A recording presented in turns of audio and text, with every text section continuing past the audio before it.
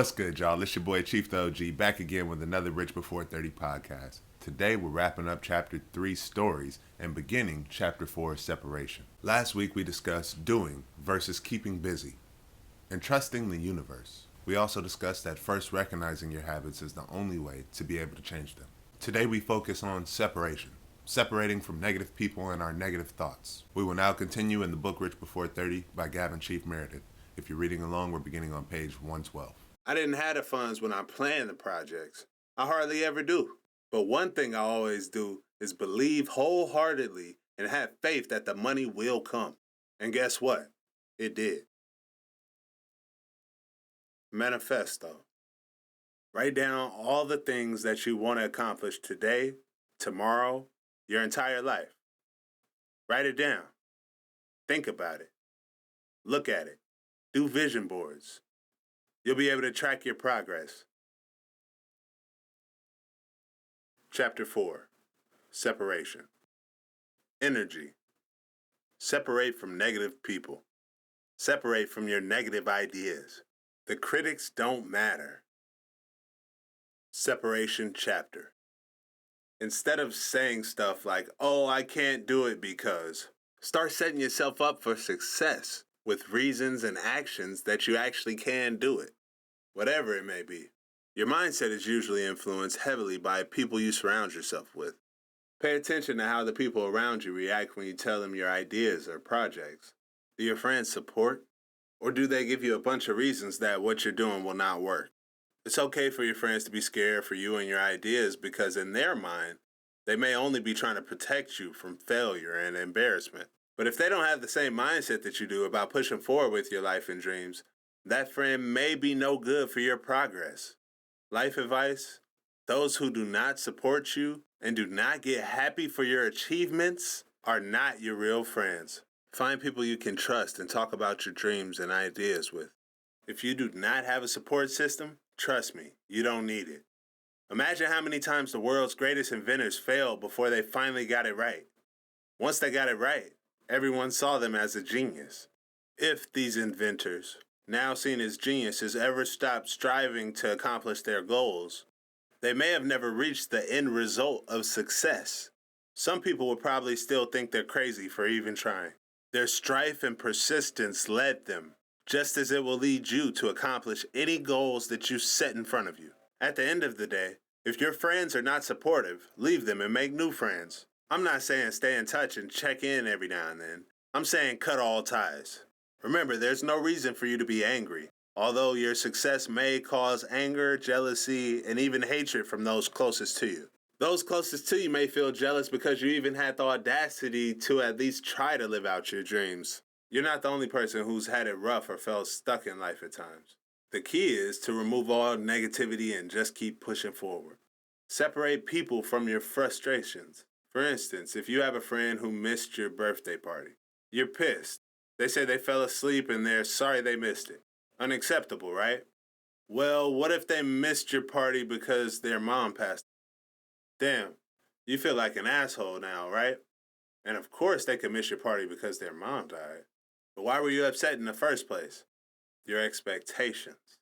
You expected for your friend to be there. Hell, they may have even said they would. But the point is, expectations lead to disappointment. Mostly because there's always a huge gap between your expectations and your reality. List your life expectations. Your daily life. Life goals. List your reality. Once you see the difference and the gap, you can look to find why there is such a gap anyway. Also, once you take a look at your reality, you'll realize your life is not so bad. Let me reassure you that there are plenty of people who would love to be in your position. You have to decide to be happy as opposed to trying to prove a point that you're right. Whenever you feel yourself getting upset, angry, frustrated, or discouraged, take a step back and remember to look at your given situation from all angles. If you have something or someone that's bothering you, or even people whom you once considered enemies, you have to let this pain, anger, and hurt go. It will not help you now or in the future. Like I said, positivity and kindness attract others. You talking shit or trying to gain confirmation from others that the person who wronged you is in fact wrong is just conjuring up more negativity, and you don't need any of it. It is much more powerful to forgive and let go. By ignoring the drama and saying the final fuck you free yourself mentally. This allows you to refocus your energy on positivity and doing what you need to do to get rich. Write down all the things you want to accomplish ever. Write it down in a notepad, paper, notebook, whatever. Write it down. Put it in your iPhone notes, Android notes. Write it down. Your task list for today, tomorrow, even some life goals. Go ahead, write them down, and take a look at that list. Get to work on it. Some things on that list you may have thought you would get done 5-10 years down the line, and you may realize that, wow, I could get that done right now. So what are you waiting for? It all starts with writing the list. Otherwise, it's just in your head, it's just an idea. And how will you put this idea into action if you never take the action of putting it on the paper? Writing down your idea. Or like I said, your phone notes is just fine. After you do this, you'll be able to track your progress. This is a key to success. Remember to always keep faith in yourself and your ideas. We discussed separation and separating from your negative ideas. You got to start setting yourself up for success by thinking positively and acting in a manner that's going to lead you to success. When you're always down in the dumps and you're always thinking negatively, those are going to be your results. When you say things like, oh, I can't do that because, it leads to you thinking that you can't. But you need to change your thinking. Believe that you can. Some of this may have to do with your environment. The people around you, when you tell them your ideas, how do they react? Do they give you positive reinforcement, or do they tell you all the reasons your ideas won't work? Friends very well might crush your dreams because they want to protect you from embarrassment and failure, but you shouldn't live in fear.